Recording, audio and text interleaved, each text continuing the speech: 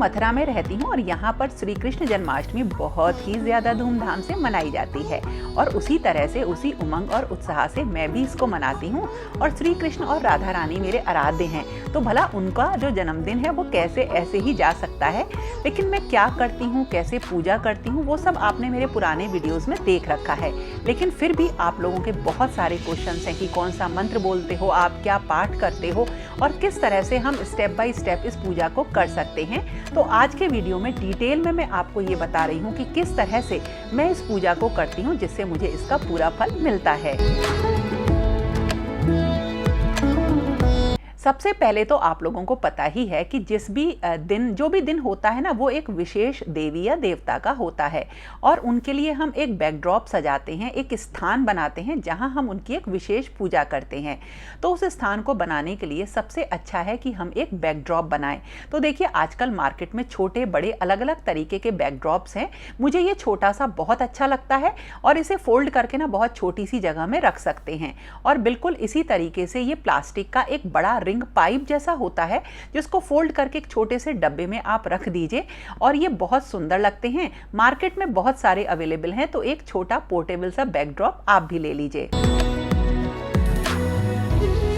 और फिर बारी आती है एक पूजा चौकी बनाने की। तो देखिए, अगर बैकड्रॉप भी नहीं है तब भी हम बहुत सुंदर ढंग से एक पूजा चौकी स्थापित कर सकते हैं। तो जैसा कि मैंने कहा, जिस देवी या देवता का वो दिन विशेष दिन होता है उनको हमें स्थापित करने के लिए एक चौकी झांकी सजाते हैं। और ज़्यादातर जो होता है, क्योंकि ये एक छोटे बच्चे का जन्म है मतलब, तो हम इसके लिए थोड़ी छोटी छोटी खिलौने भी रखते हैं, झांकी बनाते हैं और ये सारी पूजा अपने भाव से होती है। ये सारे काम मैं एक दिन पहले ही करने की कोशिश करती हूँ ताकि जिस दिन जन्माष्टमी हो मैं उसे खूब अच्छी तरह से मना सकूं। जिस दिन श्री कृष्ण जन्माष्टमी होती है मैं नॉर्मली 3 बार भोग लगाती हूँ और उसके लिए मुझे बर्तन चाहिए होते हैं। उन सब की पहले से तैयारी करके रखना, और जो 3 भोग होते हैं वो भी क्वांटिटी में, क्योंकि काफ़ी ज़्यादा और अलग अलग होते हैं तो उसकी भी मुझे तैयारी करनी होती है। ये सारी तैयारी, जैसे कि बर्तनों की तैयारी, ये मैं पहले ही करके रखती हूँ। पोशाक हुए, श्रृंगार हुए और अलंकार हुए, ये भी मैंने ला के रख लिए हैं। और जिस जगह पर मुझे ईश्वर का स्नान कराना है वो मैं पहले ही वहाँ पर सारे ये सामान रख देती हूँ। इससे मुझे काम करने में अगले दिन बहुत ही ज्यादा हेल्प मिलती है। आप जिस दिन भी व्रत रखें या कोई भी अच्छा दिन हो, उस दिन अपने घर पे अशोक के या आम के पत्ते की बंधनवार ज़रूर लगाएं, कुछ शुभ चिन्ह ज़रूर बनाएं। ये मैं आपसे हमेशा कहती हूँ, आपके घर में निगेटिविटी बिल्कुल भी नहीं आएगी। और जन्माष्टमी वाले दिन भी मैं ऐसा ही करती हूँ। और जैसा कि मैंने कहा, क्योंकि हम इस दिन ना एक जन्मदिन मना रहे हैं, तो थोड़ा से गुब्बारों से, बलून से आप बहुत अच्छी तरीके से डेकोरेशन कर सकते हैं और चाहें तो इसे एक दिन पहले कर लीजिए। तो इस तरह से हमारी तैयारी हो जाती है। और श्री कृष्ण जन्माष्टमी वाले दिन सुबह मैं जमुना जल से और साधारण जल से स्नान कराती हूँ और स्नान कराते टाइम ओम नमो भगवते वासुदेवाय नमः का जाप लगातार करती रहती हूँ।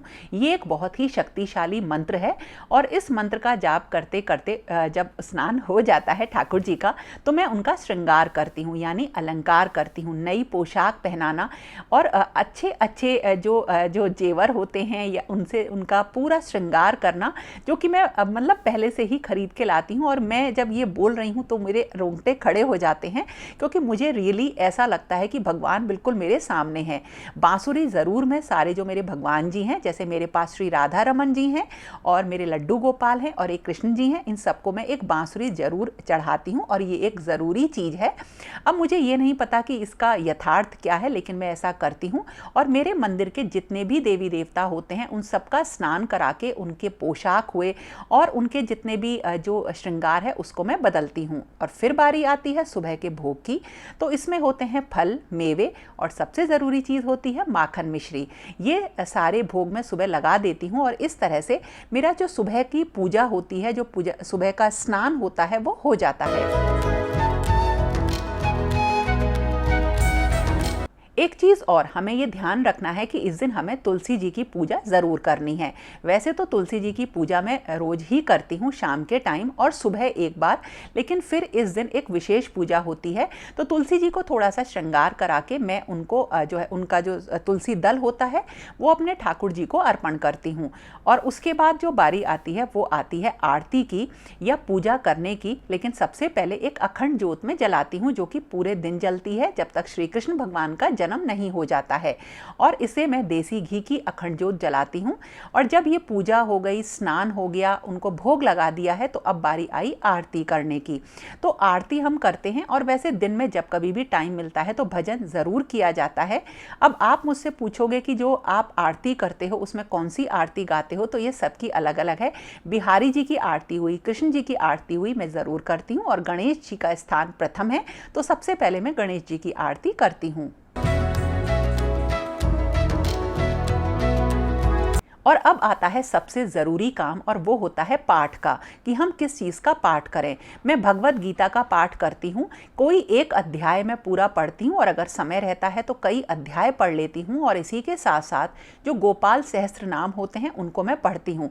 ये दो चीज़ें तो बिल्कुल ज़रूरी होती हैं। और इसके अलावा मेरे पास जितनी भी धार्मिक पुस्तकें होती हैं उन सबको निकाल कर रखती हूँ और सबका कोई भी एक अध्याय या एक पेज में ज़रूर पढ़ती हूँ। ये मेरा एक नियम है, चाहे कोई भी अच्छा दिन हो, जैसे नवरात्रे हो या कोई भी दीपावली के कोई भी दिन हो, मैं इन सारी पुस्तकों को अपने मंदिर में ज़रूर रखती हूँ और गंगाजल छिड़क के उनमें से थोड़ा थोड़ा पाठ ज़रूर करती हूँ।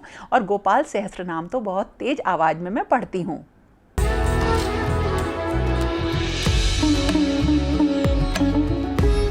और करीब 2 दिन पहले मैं बहुत सारे पाग बना के रखती हूँ जिन्हें मैं श्री बांके बिहारी मंदिर में भी भोग लगा कर आती हूँ। तो जो दोपहर का भोग होता है वो पाग का होता है, मेवा पाग और मतलब ड्राई फ्रूट्स का पाग होता है, नारियल का पाग होता है, या जो मैं लड्डू बनाती हूँ उसका भोग लगाती हूँ। और जब कभी भी मुझे दोपहर में टाइम मिलता है मैं अपने सारे पाठ करती हूँ जिसमें एक बहुत बड़ा वक्त लगता है। और जब शाम का टाइम आता है तो जो रात की जो थाली होती है ना, जो श्री कृष्ण जन्म के बाद हम उनको ऑफर करते हैं, मैं उसको बनाती हूँ।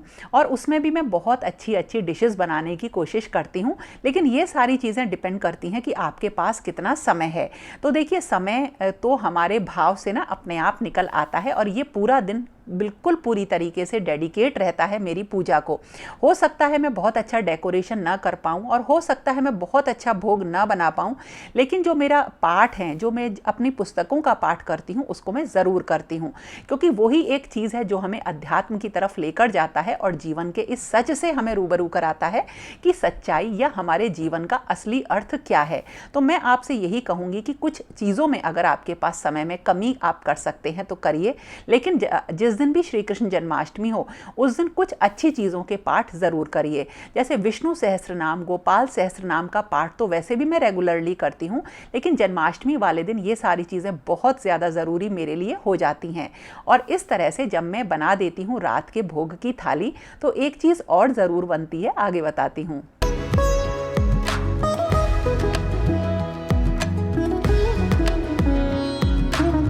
श्री कृष्ण जन्माष्टमी पर एक चीज़ जो बहुत ज़रूरी होती है बननी, और वो होती है धनिया की पंजीरी बनाना। तो बहुत आसान है, सारे मेवे जो हैं उनको थोड़ा सा फ्राई कर लीजिए और उसके बाद देसी घी में ना धनिए को भून लेते हैं जब तक कि उसमें से अच्छी सी खुशबू ना आने लगे। और फिर जब ये ठंडा हो जाता है तो सारे जो मेवे आपने तले हैं ना उनको कट करके इसमें मिक्स कर दीजिए और थोड़ा सा बूरा मिला दीजिए। और ये जो धनिया पंजीरी होती है इसी से ही व्रत खोलते हैं रात में और यही भगवान जी को चढ़ाई जाती है। तो जो पूरी भोग की थाली होती है उसके साथ साथ चरणामृत और इस धनिया पंजीरी का जो प्रसाद है ना, ये बहुत ही ज़्यादा ज़रूरी है। और ये सब करते करते शाम हो जाती है। तो जैसे ही दोनों वक्त मिलते हैं करीब 7 बजे के आसपास, जो हमारे श्री कृष्ण भगवान है ना उनके सारे श्रृंगार हटाकर हम उनकी जन्म कराने की तैयारी शुरू कर देते हैं। तो मैं क्या करती हूँ, एक बड़ी परात में खीरे के साथ जो ठाकुर जी हैं उनको लिटा देती हूँ, ऊपर से फूलों से ढक देती हूँ। और जब उनका जन्म कराया जाएगा तो इसी में से निकालते हैं। और कुछ लोग क्या करते हैं, छोटे से कृष्ण जी या लड्डू गोपाल अलग रखते हैं जिसे वो खीरे में कट करके उनके अंदर रख देते हैं। लेते हैं। तो आप जैसा करते हो वैसा कर सकते हैं, मैं कुछ इसी तरह से करती हूँ। और उसके बाद तैयारी करती हूँ महाअभिषेक की, जो कि पंचामृत से होता है। और इस पंचामृत में होता है दूध, दही, गंगाजल, शहद, बूरा, देसी घी और तुलसी दल। इन सबको मैं रख लेती हूँ और फिर रात को जैसे ही 12 बजते हैं ना, मैं इस मतलब महाअभिषेक कराती हूँ। तो 12 बजने का जो इंतज़ार होता है, उससे पहले भी भजन या जो भी पाठ होते हैं आप ज़रूर करिए। और जैसे ही 12 बजे उनका जन्म कराते हैं और फिर उनका स्नान कराते हैं, यानी कि उनका अभिषेक करते हैं। अभिषेक करने के लिए जो ये पंचामृत है, इसे प्रसाद के रूप में हम लेते हैं और इसी से ही व्रत खोलते हैं। और हाँ, जब आप अभिषेक कराएं तो अगर आपके पास कोई छलनी हो ना, तो उसमें कुछ फल रख के उससे जल डालिए अब अपने लड्डू गोपाल के ऊपर। ये भी एक छोटा सा रिचुअल है। और उसके बाद फिर उनका स्नान कराने के बाद उनका पूरा श्रृंगार मैं करती हूँ और इस काम में करीब 1-1:30 बज जाता है रात का। और फिर होती है आरती, यानी पूजा उनकी होती है और उनको भोग चढ़ाया जाता है। तो देखिए, इस तरह से हम रात के उनका जन्म कराने के बाद वाले रिचुअल्स पर आ जाते हैं। अब आरती करने के बाद, भोग लगाने के बाद जो झूला होता है ना, जो हम मतलब मैं रखती ही हूँ खूब सजा के, उस झूले में अपने ठाकुर जी को, राधा रानी को मैं झुलाती हूँ। और ये काम ना मैं हर साल करती हूँ ऐसे ही। और जितना मैं करती हूँ वो मैंने आपको बताया। और जितनी भी पूजा होती है वो सिर्फ आपके भाव की पूजा होती है। तो भाव को अपने अंदर भरकर आप इसे एक बहुत छोटी बड़ी, जिस तरह से आपकी सामर्थ्य हो, आप कर सकते हैं। कोई भी चीज़ ज़रूरी या ये समझिए गैर ज़रूरी नहीं होती है, आपका भाव सबसे ज़्यादा ज़रूरी होता है। तो एक भाव से मनाइए श्री कृष्ण जन्माष्टमी को, इसके बहुत पॉजिटिव रिजल्ट आपको ज़रूर मिलेंगे। तो दोस्तों, ये था मेरा आज का एक रिक्वेस्टेड वीडियो। कैसा लगा ज़रूर बताना, पसंद आए तो लाइक, कमेंट, शेयर करना बिल्कुल मत भूलना। और फिर मिलेंगे एक नए और इंटरेस्टिंग वीडियो के साथ। तब तक के लिए okay friends, thank you and bye bye. Radhe Radhe.